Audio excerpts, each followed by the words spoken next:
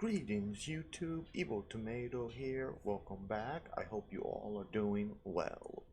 It's been, America's still falling apart. I'm still here up on YouTube, debunking the dumb things they say, so, stay tuned. Today we are diving into the loveliness that is Ron DeSantis and his pathetic attempt to fool everyone about, how books are bad essentially. Knowing about any other culture is bad, so stay tuned. We are going to dive into this, and I hope if you guys find my content entertaining or educational that you go and leave a like on the video.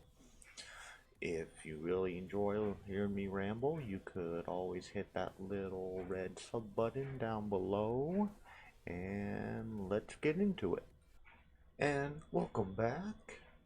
Let's get this show on the road and see what the lovely talking points of Fox News and Mr. Ron DeSantis have to tell us today.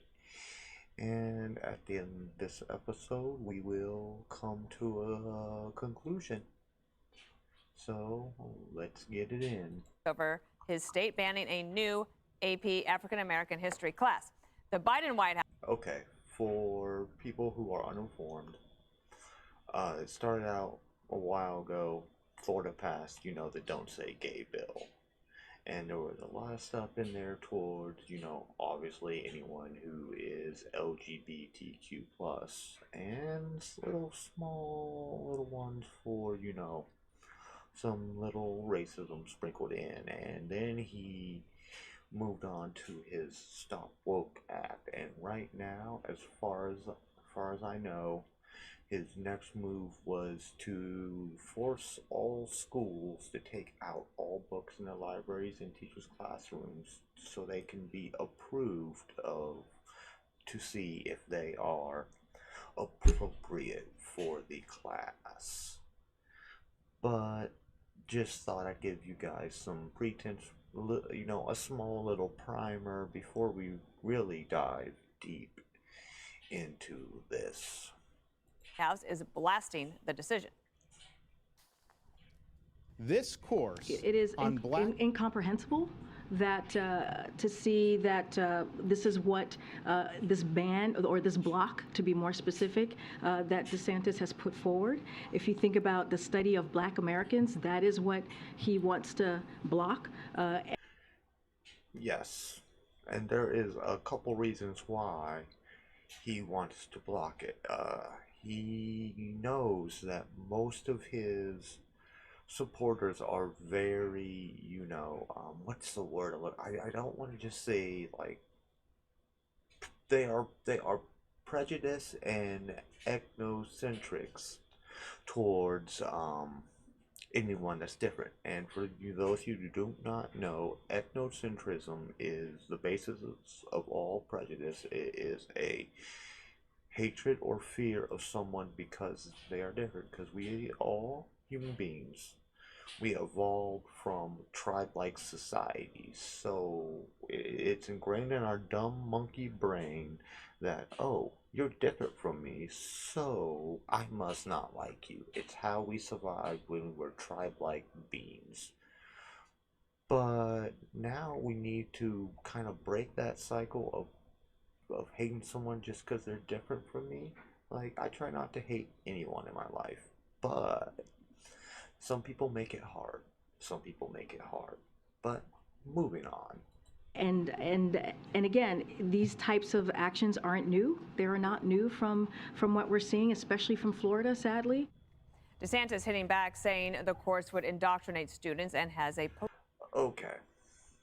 I love how the right wing always picks and chooses their words. Indoctrination.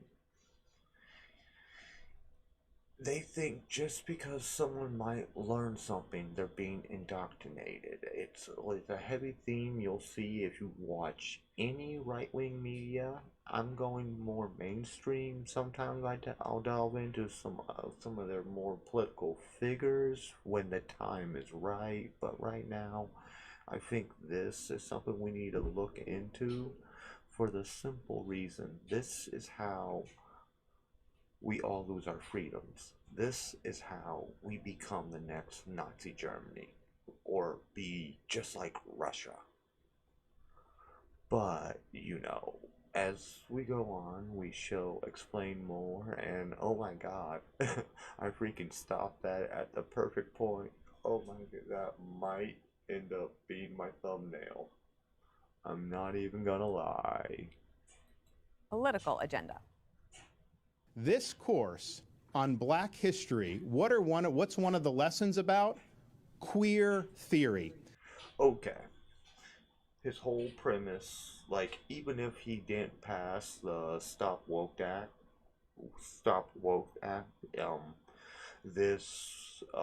because it has something to do with queer people in the history of black people, which is there's a major correlation between the two, would, be covered. But he doubled down on the hatred. Like, oh, I don't like anything that's not like me.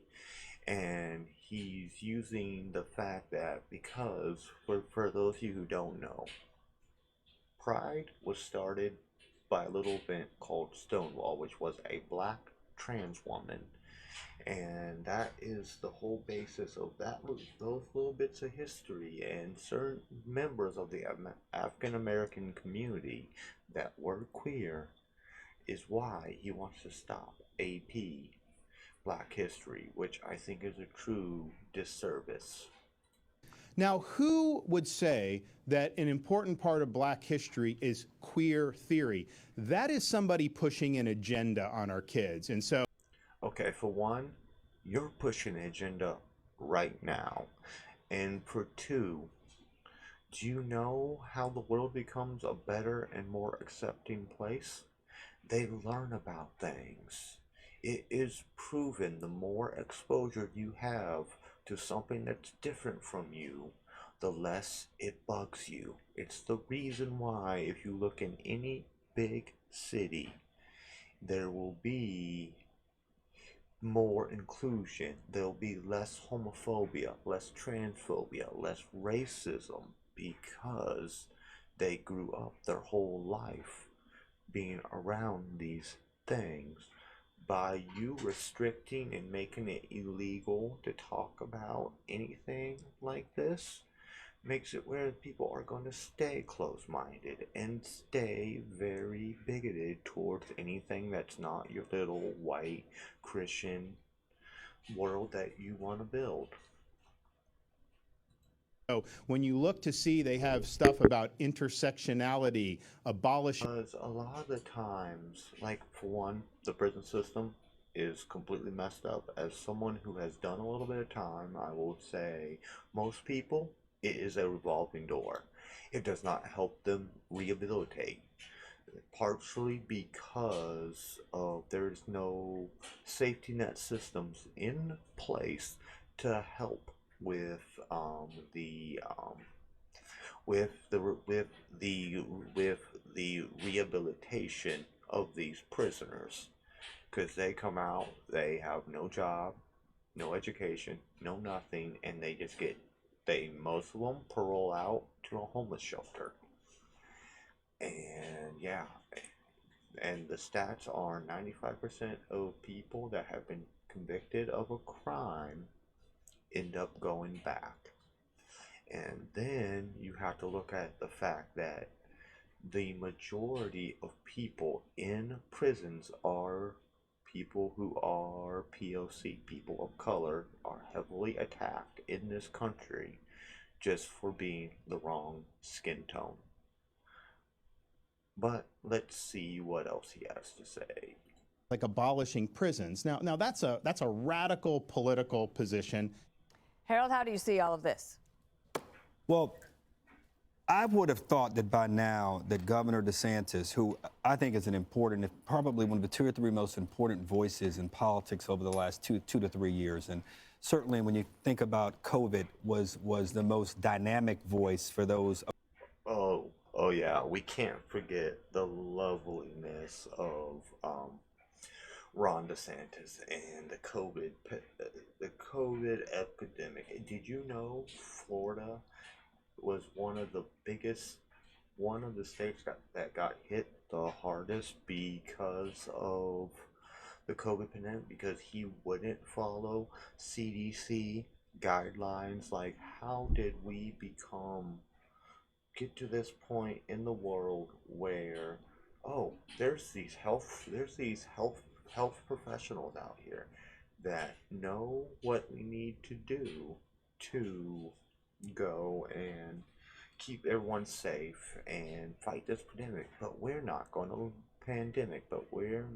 listen to them because we are stupid. Okay. Next point, Opposing please. some of the things that that the Biden administration, and even some of the things that he's now opposing what the Trump administration did, and some of his questioning about the vaccines. But as I listen to him now, and it appears that he's a front runner for the presidency on the Republican side. He appears. Ooh, yeah, that is a thing that we need to talk about, the whole DeSantis-Trump war. That'll be a whole nother video. But yeah, I pray to God. I might have to find a new country if we freaking get Ron DeSantis as the president. But just a thing. That's why I completely am with Vosh on the make sure your passport's updated, everybody. Please, for the love of God, make sure you have a escape route, especially if you are a person of color or queer, or a mix of both. Make sure you have an escape plan of where you can go and be safe. To be winning even against Joe Biden in the election. I would have thought he would have pivoted to talking about China, talking about our military, talking about the border, talking about crime. I do quite enjoy how they're hitting all the cultural war talking points. That is why I've moved more over to a political YouTube compared to doing gaming stuff, is because, yeah, nowadays your little influencer on the internet can sway public opinion, and I'm hoping that I can get some information out to you guys. Nationally. So it's taken him down a little notch in my book. Second, about this issue, I have young kids, so this whole idea around what's happening in schools, and we're dealing with this conversation at our school around when kids should be taught certain things, and I'm not totally persuaded yet that we should be talking to kids at such an early age about gender and sexuality the way. Okay, on this point, like, I get both sides. Like, I get you wanna protect your kids' innocence, but all that. But you cannot deny the fact that queer, gay, and trans people exist. Like, it's not gonna change. The most you're gonna do is make that kid grow up hating themselves and hating themselves for living. And the stats show when you have that type of approach to a gay, trans kid, whatever part of the spectrum they're at, guess what? They're gonna try to kill themselves 95% when they're not in a supportive household for trans and non-binary people. And I'm not sure the stats on like gay and lesbian kids, but just this is why we're pushing for this. But I do not believe we should try to put it like, it's one thing if you explain why X kid has 2 moms and 2 dads, that's okay. But I think all talks about sexuality and gender should be saved for their first introduction into sex ed. But that's just my hot take. Some of the schools want to talk about. But as I looked into this thing what he's talking about, DeSantis, he's talking about authors like James Baldwin and Zora Neale Hurston and Toni Morrison, who make up some of the most important writers in the 20th century American canon. Now, if you want to quarrel with the American canon and go back to Edgar Allan Poe and Herman Melville, both who died under suspicious circumstances, some they said it was suicide or substance abuse or alcoholism. I wouldn't say reading Edgar Allan Poe means that you want to be an alcoholic or you're trying to push substance abuse on kids. My only message to him is get serious. This is not going to change the outcomes of student outcome performance in your states. You were 34th in 2018 and 2019 in your no hire. You know, I actually find that quite entertaining. Someone on the little panel Fox News has here is actually calling out DeSantis on his BS. Yes, 95% of the stuff that they're doing that is highly against anyone that's not like them is because A, they have no real policy positions, and B, because of, you know, they know it's a hot topic. These are very hot topics, and it will get them attention, which equals more votes. Today. And it's not because you're teaching Black American studies or African American studies. It's because kids aren't learning science. They're not learning math. They're not learning English. I would agree with you. Some of the things you talked about, the intersection. Yes, and that is because the simple reason of we have a really messed up funding for most things in America, and one thing that we should really improve is education. I am a uber nerd. I believe education is one of the most important things for a young kid, because we don't want our kids to be stupid, because when we have kids that are stupid, they vote for Donald Trump when they get older. So it's not the woke agenda trying to attack. It's we need to put more funding into schools, but Republicans are all against that. They want private schools so they can even more keep their families in this little tiny bubble that's all they know. Sectionality thing, you got to figure that out. But at the end of the day, student performance is the most important thing. And if it means teaching them something you don't like, Governor, and they learn more, then do it. Okay, so DeSantis is being viciously attacked on this particular issue. No one's talking, and we should talk about this issue. I want you to, Greg. But the other thing he is doing is he just had a big raise for teachers proposed, which gets directly to student performance. On this issue, when I finally read all about it, I'm like, he's not saying you can't teach African American studies. He's saying this particular course, go back to the drawing board. Let's see something else. Yeah, I think Harold, you kind of you did a little fine line there. I think you actually were saying the same thing. But be serious about it. Yeah, it's a black. I mean, as you know, I'm an expert at Black history. I've been teaching it for decades at the University of. Ooh, we actually have an expert on this panel. This should be interesting. Felt studies, internet college, when you kind of get the sense that they're shoehorning like activist type stuff, intersectionality, queer theory, into these things, you got to keep an eye on it, you know? And it's like, you know, and so that what they're doing for the average Black family, they should be pissed. They'll be like, oh, this isn't African American history. This is created by some white privileged. Okay, for one, it's advanced placement. It's a higher level class than your basic Black history, and no, it is not CRT. Just because you don't like the fact that this happened in your country does not mean you can't make it go away. Because when you do that, you repeat the same issue over and over again. Left-wing elite, you know, and maybe a Black female Marxist who's their teacher or something. It doesn't reflect the conventional wisdom of most people. I came up with this theory yesterday purely by accident. I call it the straw trans argument. Oh, That's so freaking funny, my dude. Like, oh, we have to take in a whole presentation about, about this. They have to find a way to shoehorn in one trans joke because, trans people, ha ha ha. Argument. Good one. It's like the straw man argument, but it's straw trans in the sense that anytime you bring up a sensible idea, like, look, I don't think there should be invasive permanent surgeries on healthy kids. For one, there are not evasive surgeries.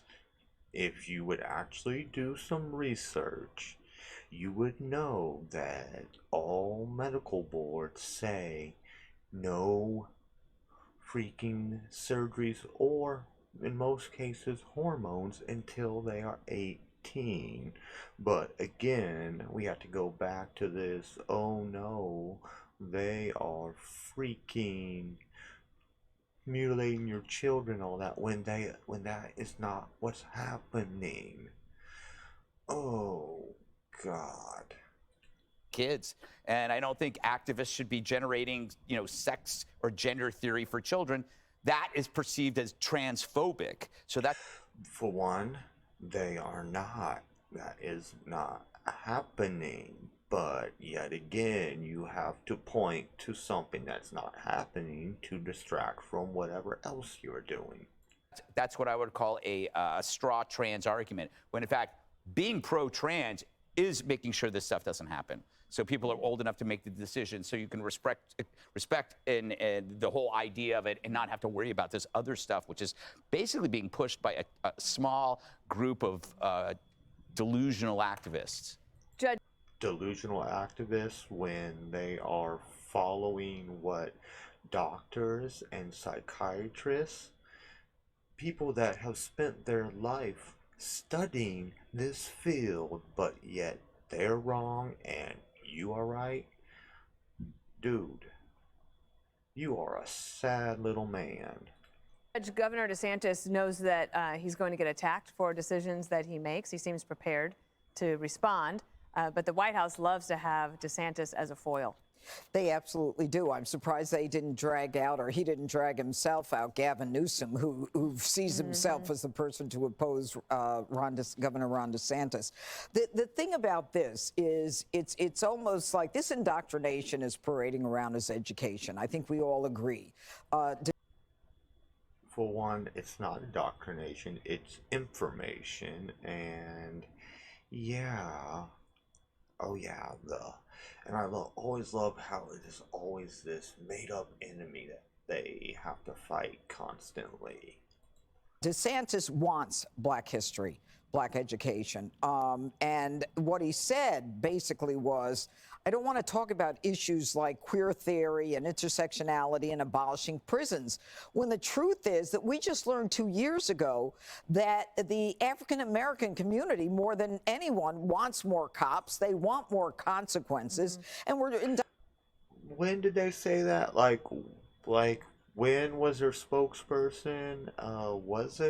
Who is the spokesperson of all Black people? Like, I don't think that happened.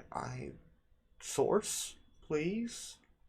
Do you have any sources on this? No, just a bunch of plugs. Okay, I just thought I'd check. indoctrinating our kids to say, well, the Blacks are against prisons. No, they're not. So, and he's taking on this issue as opposed to other issues, Harold, I think everyone's opposed to prison. Anyone who's been in prison or is a part of a community that is heavily policed to the point that is a fear that they have, will tell you that prison is the caging of beasts. You don't come out the same. Many people cannot function on the outside. It's a revolving door, and prisons have such a high population, especially in red-wing states, because they generate money for the state. Seems kind of messed up. because he's in the thick of it. He got in the thick of it because of Disney and what they said about the Don't Say Gay law, because we saw what happened in Virginia. And just today, I forget what governor's new governor who now has the money following the students in her state. They just signed a law. Iowa. Iowa, in education. So it's a big issue, and he's primed for it. Dana, can I just add something to this real quick? That what we're seeing here is a lot like when we covered the story about the American Doll book. And it's like, what is this doing in this book about the American Doll when you go to that store? Why are there chapters on intersectionality, be your own non-binary, to kids? That's... I can tell you why. Because non-binary people exist. Someone who is non-binary, I completely get why. You know how nice it would have been growing up to go and see that, oh, people like me that don't feel like one thing or another, and that's okay. But no, they want to keep the cycle of hatred. Just proves my point. Republicans want you dead. All this is about. It's not about African. It's about why are these things showing up in places they shouldn't? Where's the age appropriateness? Jesse. Oh yeah, I forgot. Anyone who is queer, trans, non-binary, or gay, we are such a sexual thing that the fact that we exist upsets you. He's done a deep dive here. I have. Oh, fantastic. I read the entire syllabus today. You did? It took me about an hour. Okay. It was the most prep I've done for... I'm shocked. Someone on Fox News knows how to read? What? Okay. It's a very good course. 3/4 of it is very rigorous and very good. And this is very high-level stuff. And then you get to about 1960 in here, and it's all activism. It's... Oh my god, his little monkey brain cannot comprehend it. Yes, it's very rigorous. And, oh yeah, I forgot. Activism bad. Activism is how we got certain things in this country to change. It's the reason why the civil rights movement was activism. But I forgot, we have to keep everything stagnant the same. We cannot progress forward, and that is how a society becomes doomed. It's all ideology. It's no history. A good course, chunk of this is really good stuff. And then it goes into white supremacy, patriarchy, abolish the prison. Okay, maybe because those are both very real things that are still around to this day, and things that can be improved upon. But, you know, of course, we scared because we don't want little white kids to know, hey, you're white, you've done some fucked up things. But we can't have that. Little Timmy might not like it. No, it's more like little Timmy's dad doesn't like it. Overthrow capitalism, queer theory, intersectionality, and you're like, whoa, we were going pretty good here, and then boom, it hits you with all that stuff. And I understand why some African Americans want to take an African American history class that's taught through the lens of African Americans. It's not some white guy telling the history of African Americans. It's a black professor or whatever. That I understand that. But now, no one's read this. No one's read the syllabus. Jean-Pierre hasn't read it. This is like the Don't Say Gay bill. Now they're saying this is the You Don't Say Black bill in Florida. So it's just being totally mischaracterized. And we're going to have on the director of the Florida Education Department tonight on prime time to discuss it further. And you know what? Jesse Jr. has applied early decision to Gutfeld University, and he's been accepted. You know what? The thing is, there are no favors. He just got on in his own merit, right? Excellent. Good. Yeah. Okay, everybody, that seems all we got today. My brain hurts, so I'm gonna go edit, and if you guys enjoyed hearing me ramble, go and hit that like button down below. If you enjoy my content, go and subscribe, and don't forget to turn on the notification bell. And I'm going to try to upload more frequently, and peace.